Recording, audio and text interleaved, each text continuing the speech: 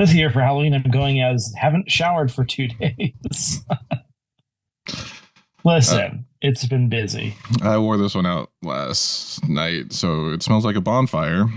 And now I'm like trying not to sit like back in my chair so my chair doesn't smell like bonfire by the time we're done with this. Welcome to Namely 90s. Wow. The podcast that takes you back to the time before smartphones, Google, and Y2K. Join your hosts as they relive the pop culture that shaped a generation and the parts that many people wish they could forget. Listen in to the conversation about how the decade defined those who spent their childhood there and how it shaped them as adults. So, turn down the grunge and dial up the internet. Let's get started. It's time for Namely 90s. That's right, you're listening to Namely 90s. My name's Andrew, and over there is Brandon. That's me. You can find us online at namely90s.com or on Instagram and Bluesky at Namely90s. You can also find the show on YouTube every Monday at youtube.com/@namely90s. And finally, if you'd like to support the show, head over to patreon.com/namely90s, also with a 90s to get signed up for one of our support levels. Also, welcome to Podcast of Horror 5. the fifth annual installment of a episode where Brandon and I watch, sometimes with a guest, I think, and occasionally with a guest and usually not. We watch a episode or movie of 90s horror and shoot the breeze about it. So here we are. The breeze. Yeah, welcome non-Namely 90s fans. Hopefully you stick around with us. But we are recording it a little later than we usually would, but we got this. It's coming out. And I'm trying to modify something on my phone, but I'm in front of my camera. Yeah. Right. I have no internet, so I'm currently cell phoning it.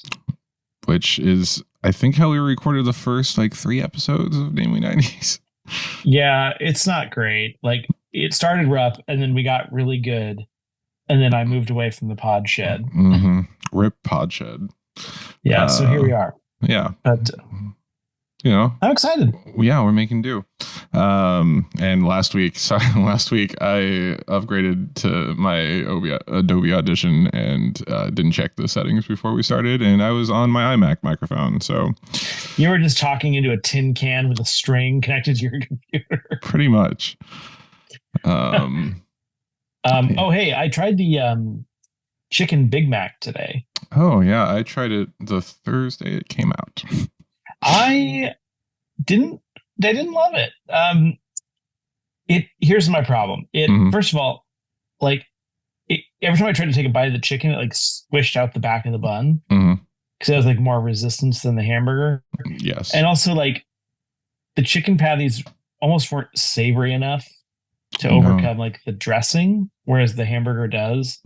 So I feel if they had done honestly the Big Mac, the chicken Big Mac with the whatever that hot mayonnaise is that's on the McChicken, that's where it's at. Because I feel the McChicken is 50% hot mayonnaise and 50% chicken. Well, also, did you notice they didn't use the McChicken patty? They used what seemed to be, or at least at my restaurant, a larger chicken nugget.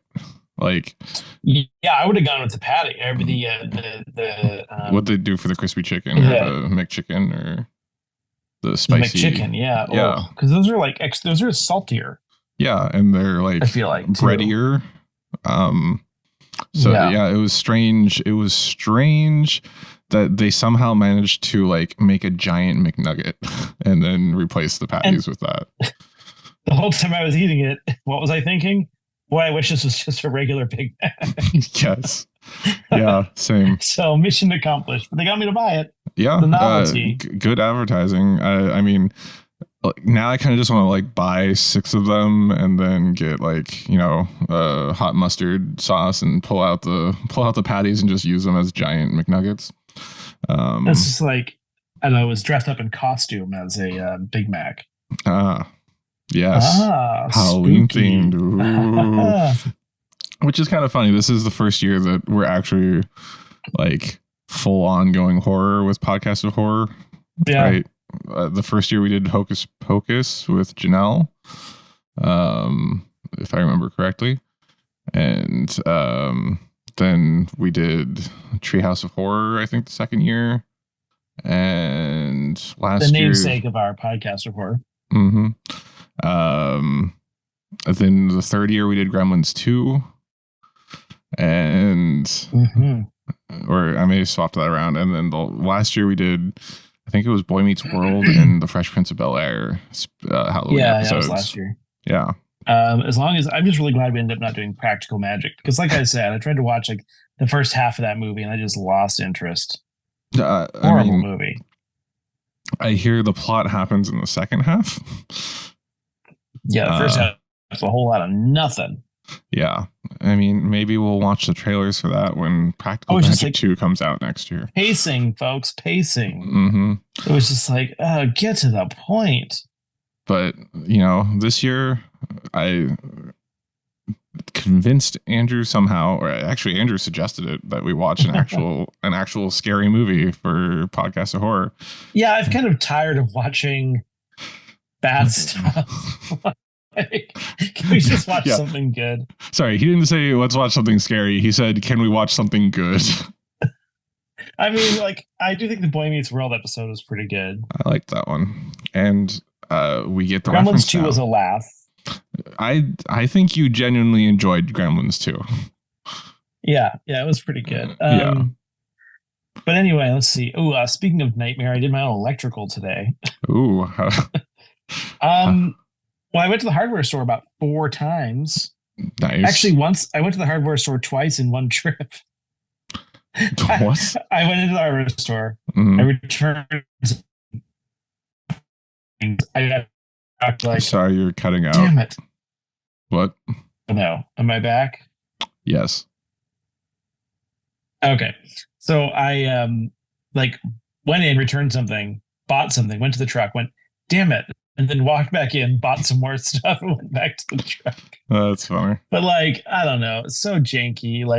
There was power coming from under the eave, and then it came out of a junction box and then ran along the siding for a couple of inches and then went into the siding and then went into the inside of the garage, where it then went through a cord to a surface mount outlet, which then there was a timer plugged into. Then into that, the light fixture had been jerry-rigged to a plug to plug into the timer that plugged into the outlet. Wow. Most people just buy those Wi-Fi plugs now. Well, there was no power there. They did all this. Yeah. And then there was a motion sensing light, but it doesn't sense motion. It's just always on when the timer's on. Fun. And it was just screwed to the siding. There was no junction box, which is a big no. Electrical hazard. I spent about 6 hours rectifying that problem and 5 trips to the hardware store, but it's rectified. Did you make the Tim Allen noises when you were done? With the when you were done with the rectum?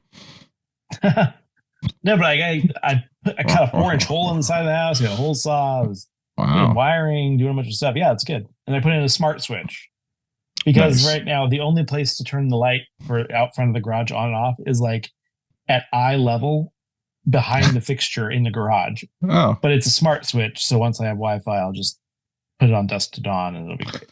Yeah. When you eventually have internet and all that, ages from now. It's my nightmare electrical experience, and I didn't electrocute myself or become a Frankenstein's monster or that is some kind of superhero. That is pretty good. I'm pretty sure most electrocuted people become villains like Electro. What if I feel all these things happen where they get exposed to radiation and then somehow causes them to have superpowers? What if they did a Marvel movie where someone got exposed to radiation and then the movie was just you watching them die a slow, painful death for 7 days from radiation sickness? I think they did that with Monica Rambeau's mother in WandaVision, but only Because that's what vignettes. happens. Yeah. Your skin starts to slough and you vomit endlessly until you die. But what if, Andrew, you were doing the electrical on your house and then suddenly you fell into a tank of electric eels and then got bit by them and then turned into Jamie Foxx? Yeah, that was stupid. Yeah. Yeah. The eels caused me to turn into Jamie Foxx. Oh, dear God. Well, anyway, that nightmare through. Let's move on to the nightmare on Podcast Street, which is the alternate reality version of Podcast of Horror. Yes. Yeah. So, yeah, this year we watched the classic horror film Wes Anderson. Scream. Wes Craven, not Wes Anderson. Scream. Yeah, we watched Wes Anderson. Scream. Yeah, Wes Anderson's Scream. It just features Bill Murray staring sadly at the screen for 5 hours. Yeah, so this is a movie that I've seen. What I realized is I've only ever seen the first 5 minutes of this movie. Yeah, because to me that's what the whole movie was. Do you like scary I think movies? I was thinking of I Know What You Did Last Summer, honestly. But anyway. Yeah, so it stars that also starts Nev Campbell. Mm-hmm. Oh, sorry, Nev Campbell, Courtney Cox, Matthew Lillard, Skeet Ulrich, and let's see, Henry Winkler is uncredited. Yeah. He's uncredited. Rose McGowan. Yeah, Rose McGowan. Oh, and then the one guy, he's a comedian, Jamie Kennedy. Yep. And that was all from memory. Thank you. That's impressive. You're missing one Deputy Dewey. Oh yeah. David Arquette. And the girl from the beginning. Drew Barrymore. Yeah. Special appearance. I didn't know she got killed at the very beginning, but I guess that makes sense. Yeah. And yeah, I think you hit from memory, all of them. And then Liev Schreiber, who plays Cotton. You know what's funny about Liev Schreiber? What's that? They don't show much of Cotton. No. It was like the flashback scene where they show him in the back of a patrol car. And I was just like, is that Liev Schreiber? And I didn't say anything. Yeah. And then the credits, I was like, it was. Nice. Yeah. He actually, he is a character in the second and possibly the third movie. I know he does come back in the second one. Also, some cameos. As you said, Henry Winkler as I don't know how that's a cameo. He was a major, or at least a supporting character. He was uncredited for whatever reason. Yeah. Yeah.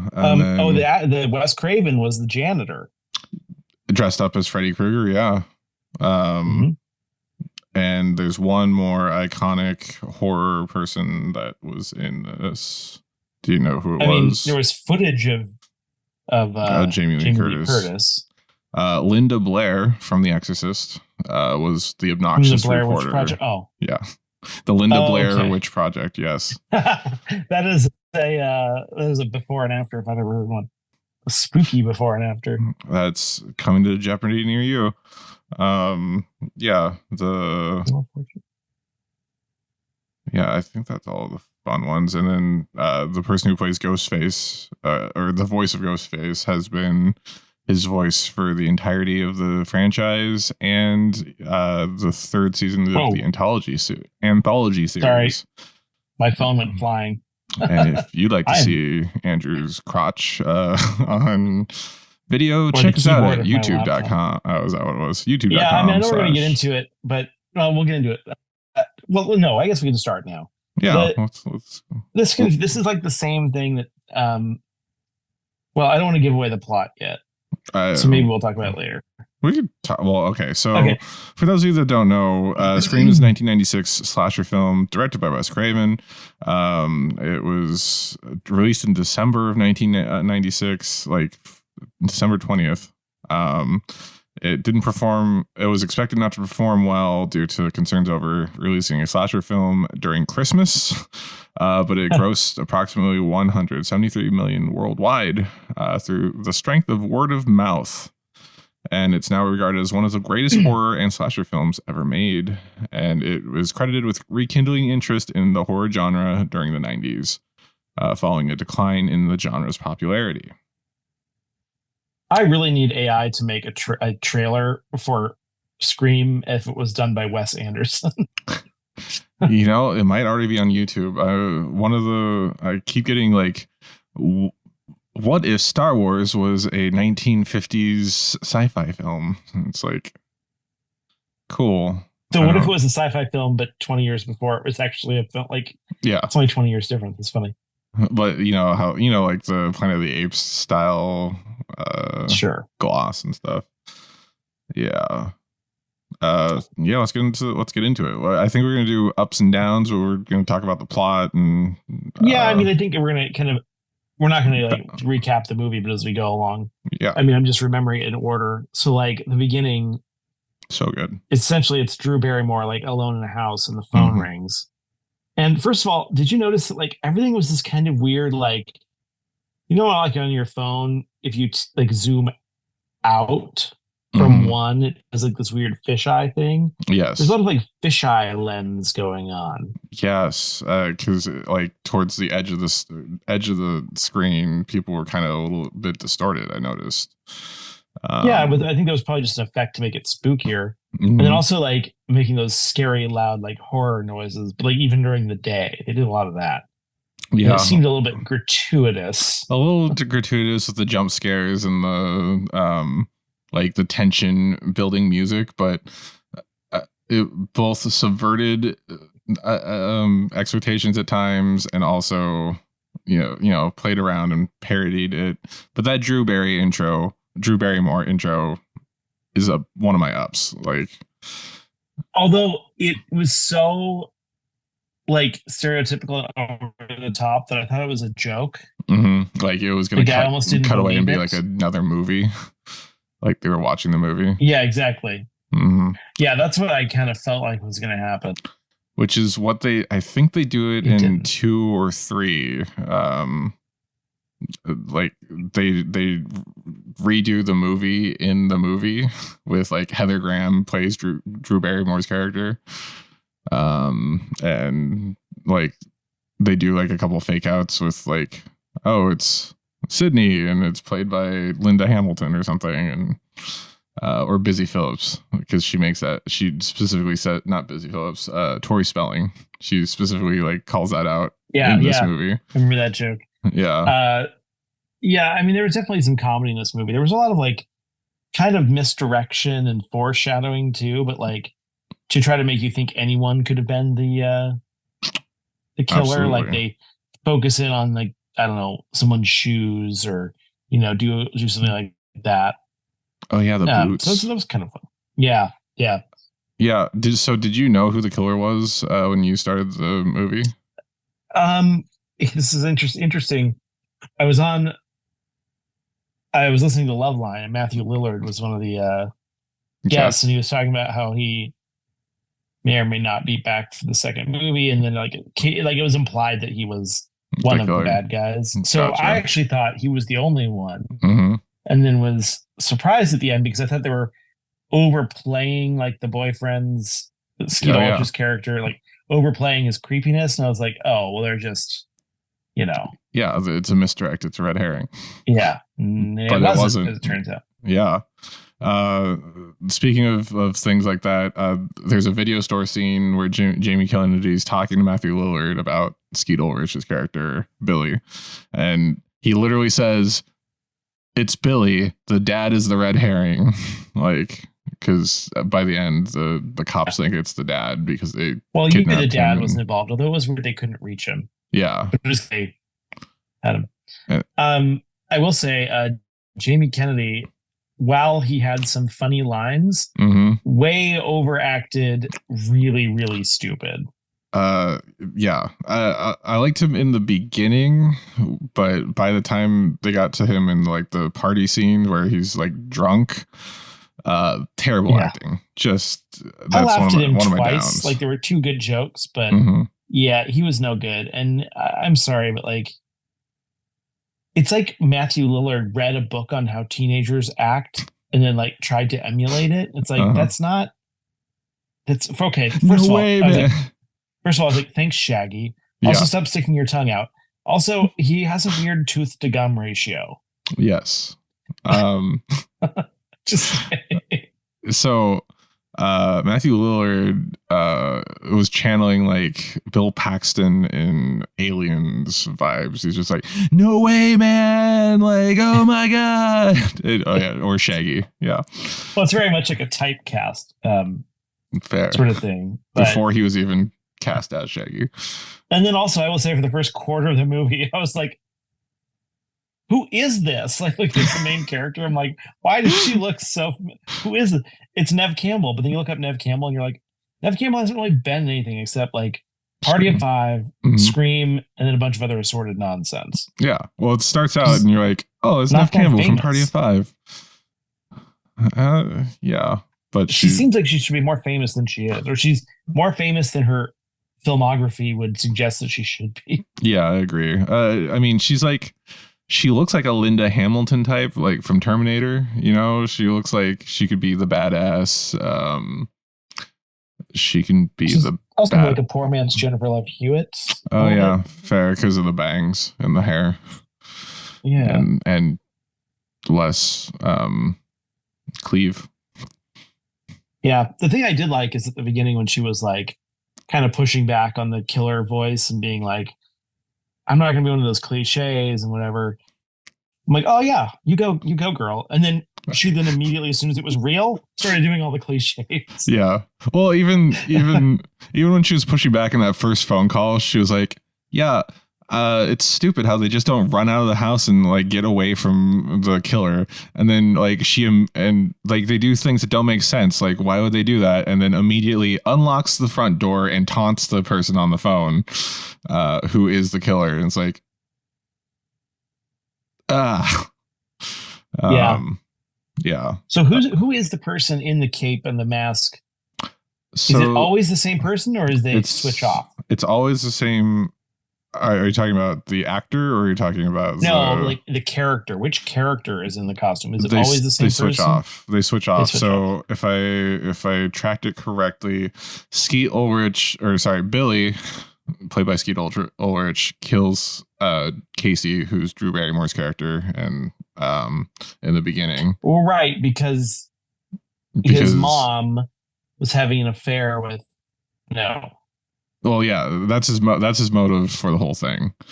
His which is mom, a very shaky motive for how much brutal killing that he does. Yeah. So Billy's motive, we find out, is that his mom left his dad because his dad was sleeping with Sydney's mom. Who died a year prior after sleeping with Cotton, played by Liv Stryver, who's in this for like a brief glimpse on the TV. But like, well, what I don't get is like, why not kill his dad for being a cheater? Like, you know what I mean? You know, it's the 90s. Like, way to blame everyone except the person ultimately responsible. Yeah. And then kill them. Well, he clearly had some of those like misogynistic tendencies because, you know, he slut shames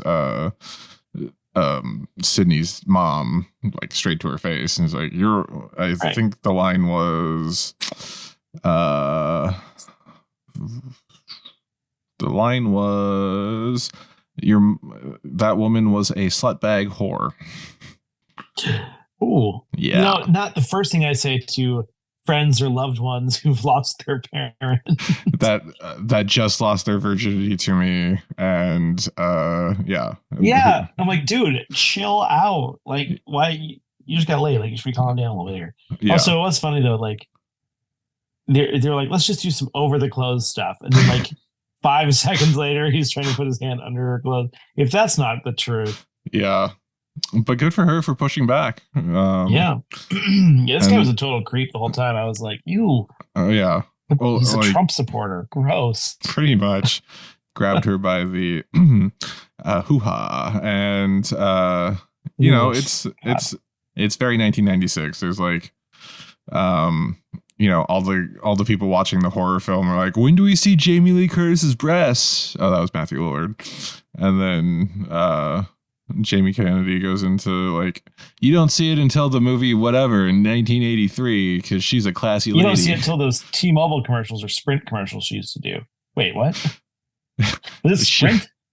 I only remember Activia, so she did do Activia. It was T-Mobile, wasn't it? I like. She was a spokesperson for yogurt that makes you poop regularly. Absolutely. Yeah, no, like watching this, it was awesome. Just like we get Drew Barrymore. Drew Barrymore gets brutally killed. Then we get to like the high school intro scene where it's like, or we get Skeet Ulrich and we get Nev Campbell. Then we get to high school and it's like, there's Courtney Cox, there's Rose McGowan, there's Arthur Fonzarelli, Henry Winkler. Like, so the funny thing is, I thought that Courtney Cox was like one of the high school age characters, but I'm like, she's in Friends. She's like 30.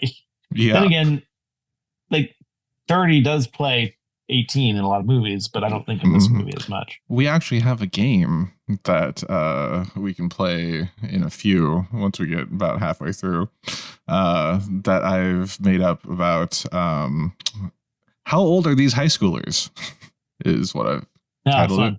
So I will say that Courtney Cox, I didn't realize that was her the first time she was on screen because of the hair. You know what? She was wearing like those little like solid colored suit jumper thingies or whatever they were. You know who she reminded me of? The woman, I forget who plays her. The woman who plays Bill Paxton's sort of like initial love interest in Twister. Helen Hunt. No, that was Terry. Was that not no, from the Adventures of Superman? As soon as you say it, it's gonna make Jamie.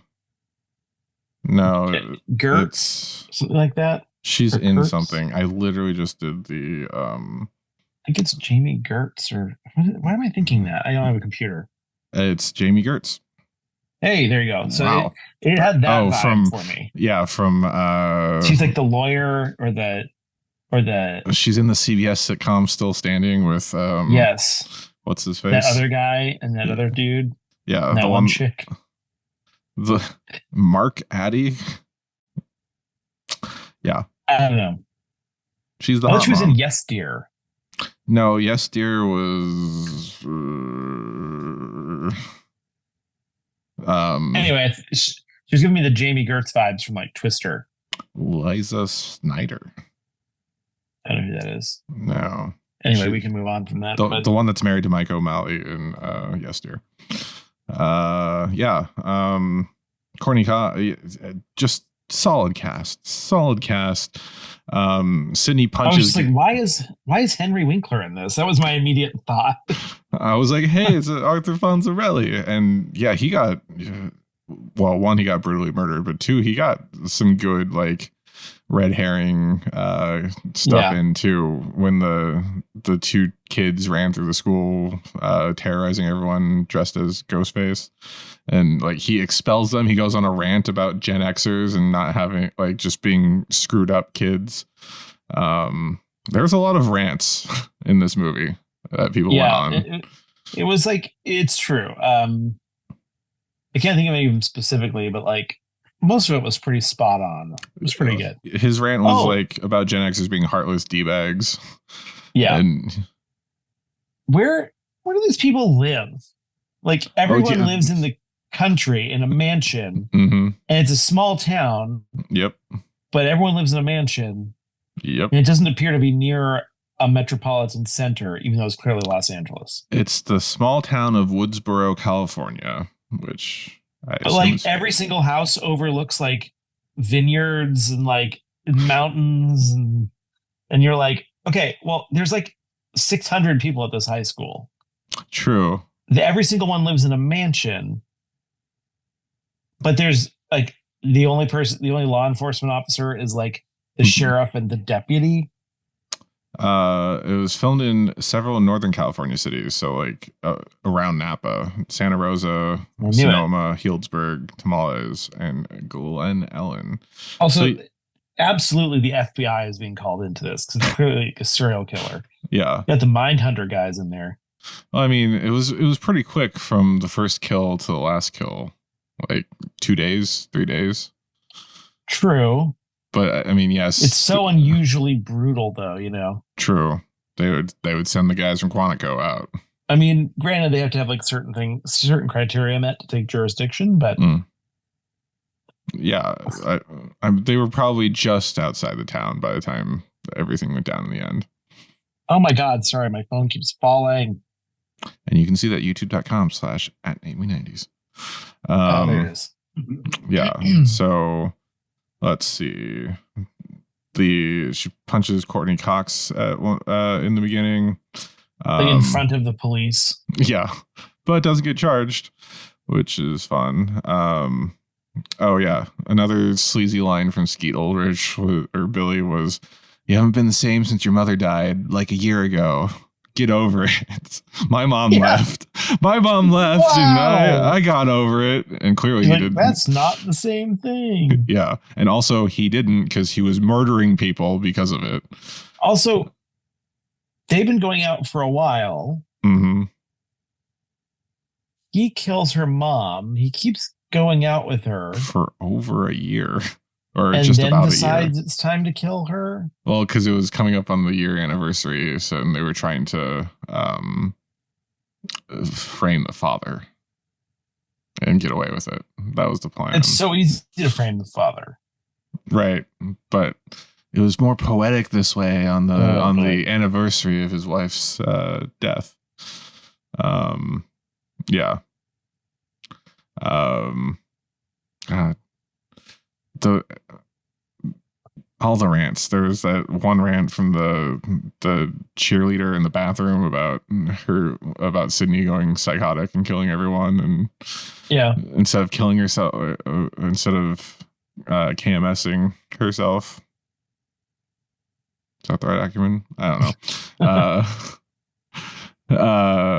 Instead of unaliving herself, which was so not in that year, she's just going on a rampage and killing everyone. It's like so wild. Yeah. But that was like how teenagers were portrayed in the 90s, right? Like when we watched Clueless. Did we watch Clueless? We watched Clueless. Yeah. Like that, talking in the bathroom and I thought that was a good one. Rose McGowan dying at the party. She gets told, oh, that's what we were talking about. We were talking about which guy was which during which kill. I think Billy was the first killer. Obviously, the second one when they were going after Sydney, it was Stu, Matthew Lillard's character, so that Skeet Ulrich could have an alibi. But then he used his one phone call from the police station to torment her. Like it's crazy, man. Then, well, I think he had to, because if he didn't, well, I don't think the timing made sense. He needed it to be like, okay, he's in jail. He doesn't have access to a phone. Yeah. And someone's calling her with that voice and still threatening her. Mm-hmm. So therefore giving him plausible deniability. Like, I was in jail. I couldn't call you. Right. I only had one phone call. I called my dad, and the guy called you, so you know it's not me. Yeah. Uh-huh. But it should have been Matthew Lillard that called her, right? Well, I mean, yeah, that would have made sense. But my other question is, like, how are these stoners like coming up with this like really good plan? That's true. And it's the 90s too. Well, I think it was because it seemed like they'd watched a lot of horror movies, as much as Jane Kennedy. But none of this was like, again, the motive wasn't enough to justify the brutality of the killings and also like the randomness of the killings. Well, he was definitely like, he had a screw loose for sure. Billy. And then Stu was just an idiot. Yeah. Yeah, true. The rules that Jamie Kennedy lists out for horror movies to survive a horror movie. Number 1, gotta be a virgin. No sex. Number 2, no drinks or doing drugs, or no drinking or doing drugs. And number 3, never say I'll be right back. And then Stu says, I'll be right back. Oh yeah, Rose McGowan. Rose McGowan's death was crazy in this movie. She goes out to get beers. What's up? I was gonna say, yeah, she goes out to get beers. Go ahead, continue. Oh, and then she thinks it's Stu in the costume, which I think it was Stu in the costume. She's like flirty and making sounded like she was trying to seduce him, and then he starts to slash her, and then her idea is to run away, is to try to crawl through the doggy door in the garage door, and then he just turns the garage door on to kill her. I feel like there's like 5 safety mechanisms that prevent that from happening. Exactly. Yeah, but it was pretty grisly, which was great. Yes. And it prompted me to write, does any quote unquote teenager in this movie wear a bra? Oh yeah, there was all sorts of, I was like, why is this the moment at which I'm seeing the most nipple? Like while she's graphically dying. Same with Drew Barrymore in the beginning when she's like running away through the grass. It's like, what am I supposed to be staring at here? Oh man. So before we get into the rest of the denouement of the movie, do you want to break here and do my game, or should we wait until we're done discussing it? I think you can do the game. Let's do the game. I want to, since I just said some creepy things about people playing high school students, let's go with, how old are these high schoolers? Andrew, you're going to guess the real age of these high school actors in 1996 when the movie was released. I think I have 9 of the characters down. I'm going to give you 4 options, and you're going to guess which one's right. I don't really have a win criteria. I think this is just for your honor, since you won Halloween last week with the Hocus Pocus letterbox review game. So starting off, you said Matthew Lillard looked old. Was Matthew Lillard 18, 22, 24, or 26 in this movie? Let's see. He was on Love Line in 2000. Mm-hmm. Doing another Scream. Or 24, 26, 28. Did he say how old he was when he was on Love Line? No. What were the years again? 18, 22, or 24. 18, 22, 24, or 26. 26. Final answer? Yes. You are correct. Ding. Good job. Yeah. 1 for 1 All right. already. Next up, David Arquette, who does not play a teenager in this movie. But Dewey says he is 25 when he's trying to seduce Gail Weathers, older woman. Right. What age was David Arquette in this movie? Was he 20, 23, 25, or 30? 20. I'm going to say 23. He was 30. 25. Final answer. Mm-hmm. That is incorrect. He was 25. He was the only person playing the correct age in this movie. Darn. All right. 1 for 2. Still batting 500. Next up, we have Drew Barrymore, who you only see in the beginning.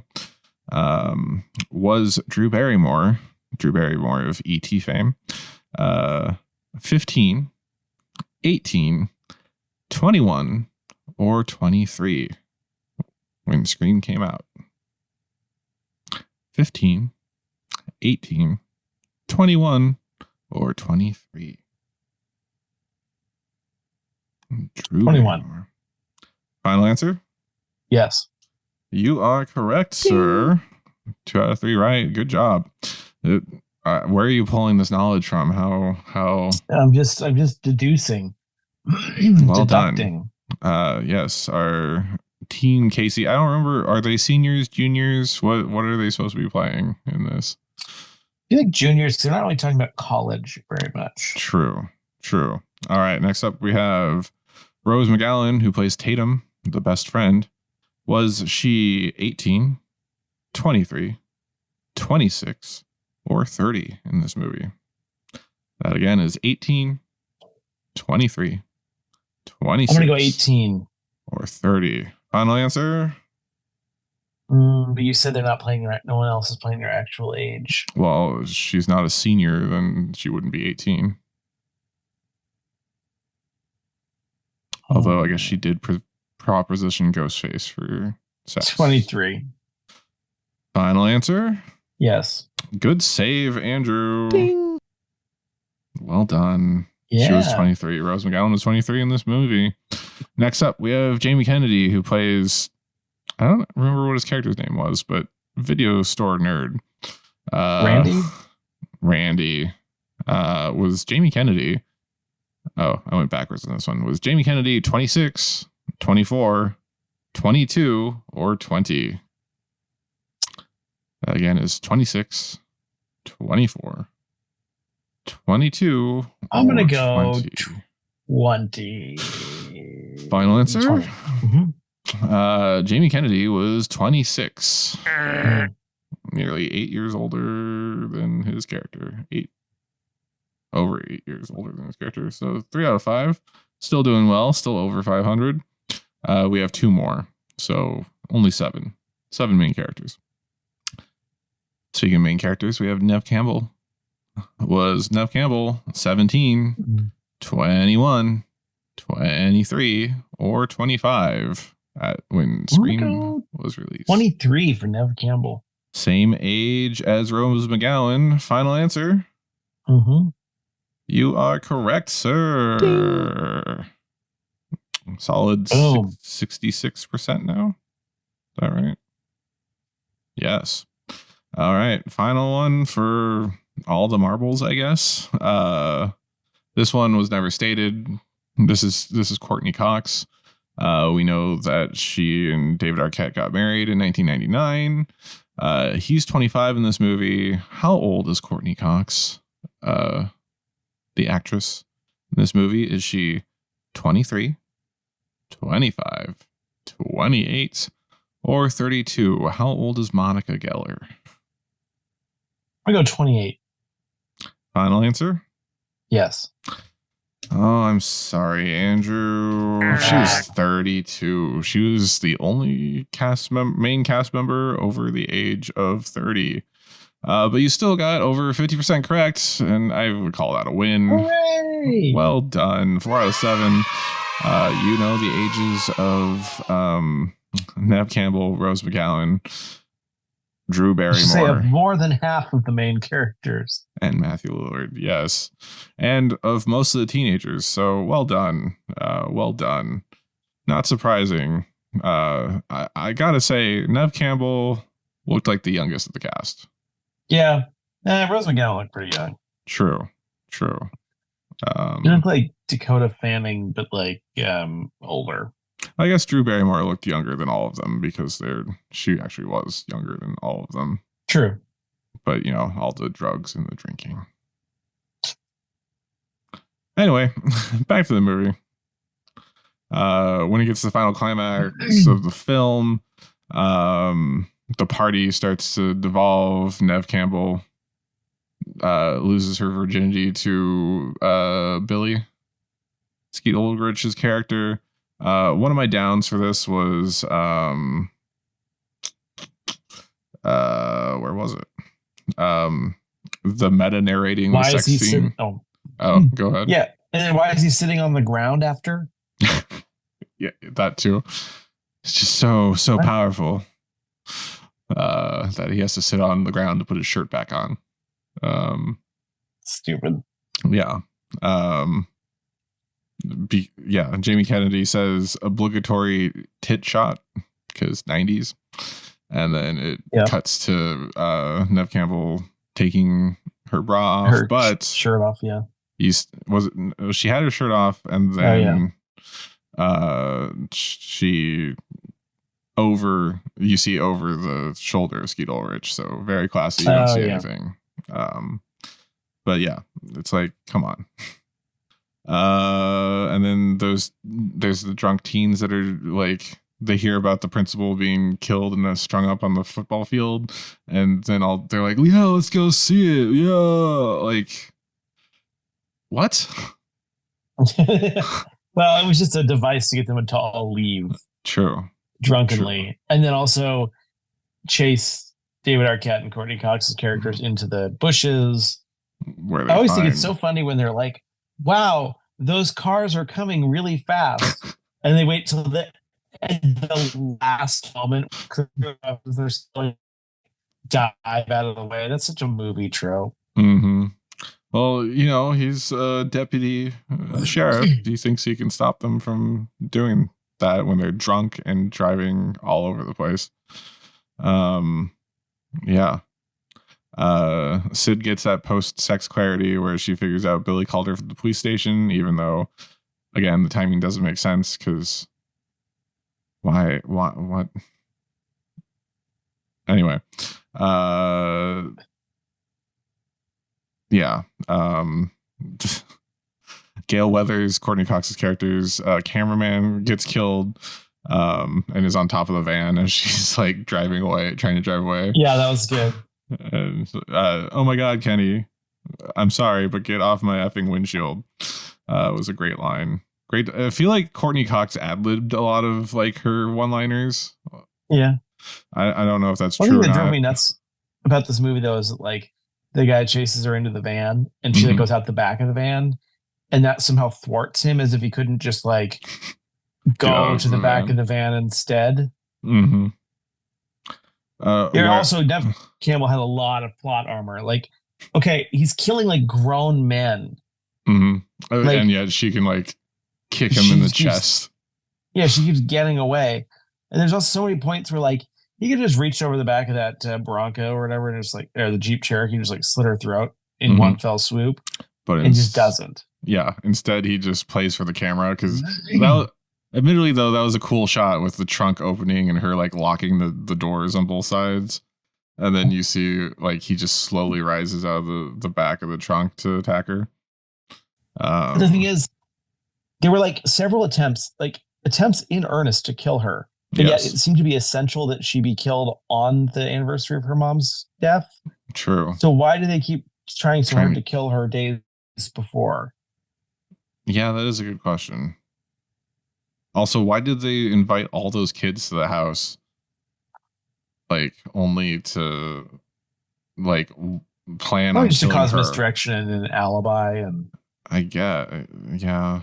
But they couldn't have known that the kids would get so excited about seeing the principal strung up from to leave. Yeah.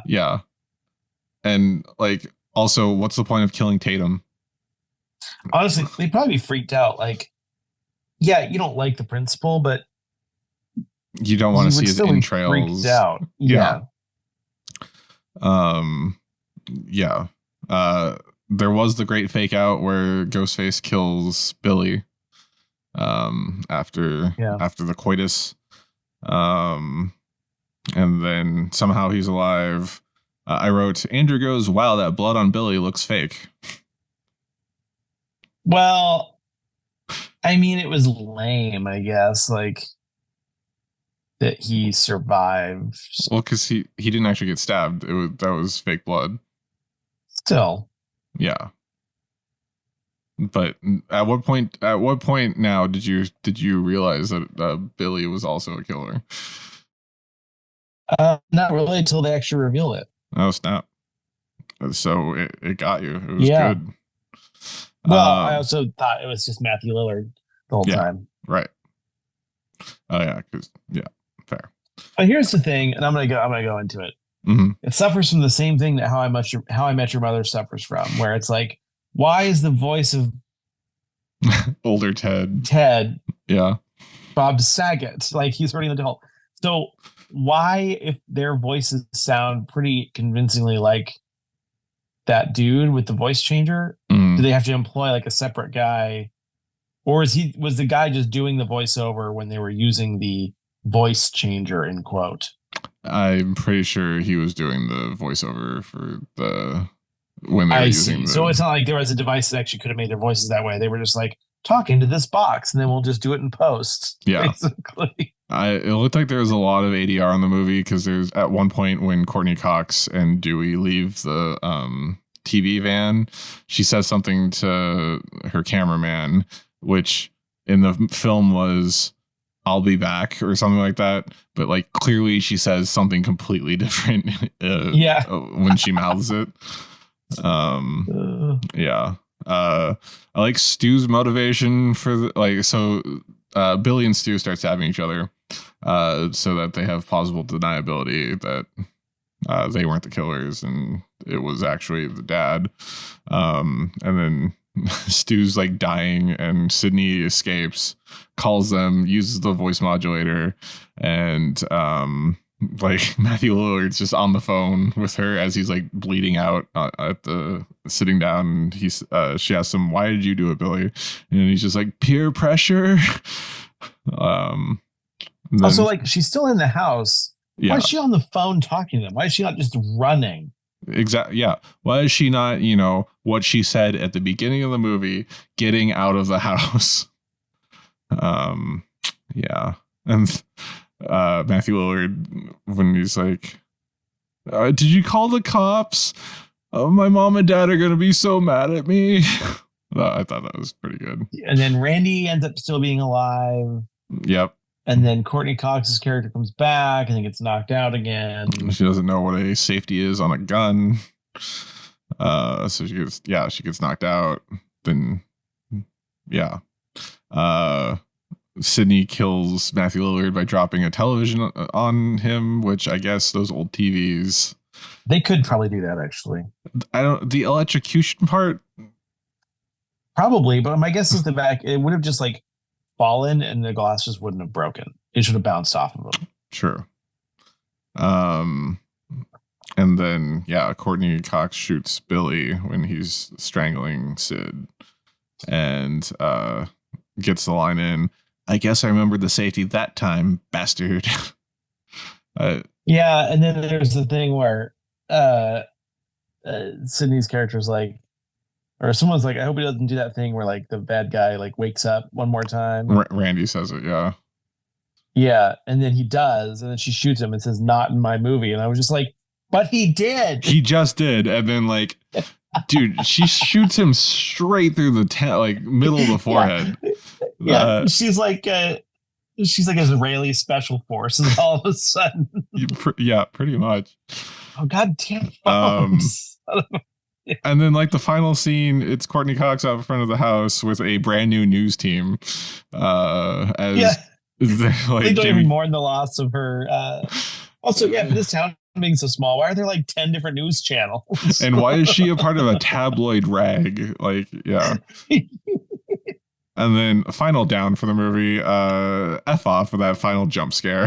It was just like a tag. Did you not see that? Between the last scene and the credits, it was just like a quick flash of Ghost's face on the screen. No, I didn't see that. Oh, yeah. They did a final jump scare just to be like, it was like, ha! And then it showed Wes Craven's name. James Bond will return in Scream 2. Wait, yeah, what? Pretty much. But yeah, great. I think that was a good movie. It was better than I thought it would be. Yeah. Did you enjoy it? Yeah, I think I did. It wasn't overly scary. Some of the ones were just like all dark and scary noises and people getting like their liver sawed out with a chainsaw. Like it's just too much, It's gratuitous. It wasn't overly gratuitous except for none of the female characters wearing bras. That was gratuitous, yeah. Yeah, but like the kills weren't gratuitous. The blood, the gore wasn't gratuitous. Maybe Drew Barrymore hanging was slightly gratuitous. Yeah. but like other than that, I think it's I really liked the movie. It's the perfect film to watch at the first night in your new house. I just gonna say. Yeah, it's not gonna give you nightmares. But what will give you nightmares is the angle at which I've been holding this camera throughout the whole recording. And you can join the adventure at youtube.com/@naming90s. Final thoughts on Scream for Podcast of Horror 5? It was good. I bet the sequels are not good. I don't know. I think 2 is, from what I've heard, is good. I think 4 is good. And really bring in Mark Wahlberg or Dennis Quaid. I feel like that's always like. It should have been around 4, but maybe Scream 7 will have the return of Mark Wahlberg. Oh, I was going to give you a bonus point. Of all the people that we did in the game, how many of them, or did they all have a starring role in a TV series? That was Courtney Cox, Nev Campbell, Jamie Kennedy, Rose McGowan, Drew Barrymore, David Arquette, Matthew Lillard. And you mean prior to Scream? No, at any point in their career, did they have the top bill on a show that aired on linear television? Yeah, I would say they did. For at least this season. That's correct. Even Jamie Kennedy with the Jamie Kennedy experience. The Jamie Kennedy experiment. I think, yeah. Well, it didn't work. I think it lasted 2 seasons on the WB, UPN. I don't remember. WB. Yeah. Scream was great. I highly recommend it. It's that nice balance of well written, keeps you guessing, but you could figure it out if you really tried. And a little tongue in cheek, which I appreciated. Yeah. Funny, witty, well cast, decent acting, except for Jamie Kennedy. And 2 thumbs up from Podcast of Horror. Yeah, I'll give it 2 thumbs up. Yeah. And that's it for Podcast of Horror 5. You can find new episodes of Naming 90s out every Monday. Find us on Instagram, Bluesky, and YouTube. Oh, there's no Naming 90s Minute this week. You can find us on Bluesky, Instagram, and YouTube at Naming 90s with 90s. Tell us what you want us to talk about in future episodes. If you'd like to support the show, please check out our Patreon at patreon.com/Naming 90s, also with the 90s. Finally, you can contact us through our website, naming90s.com. Please subscribe to us on Apple Podcasts, Spotify, YouTube, Audible. Do you like scary movies? Podcasts, Pocket Cast, Castbox, iHeart Radio, Good Pods, and wherever your podcast is from. I'm Brandon. That's Andrew, and we'll catch you next time.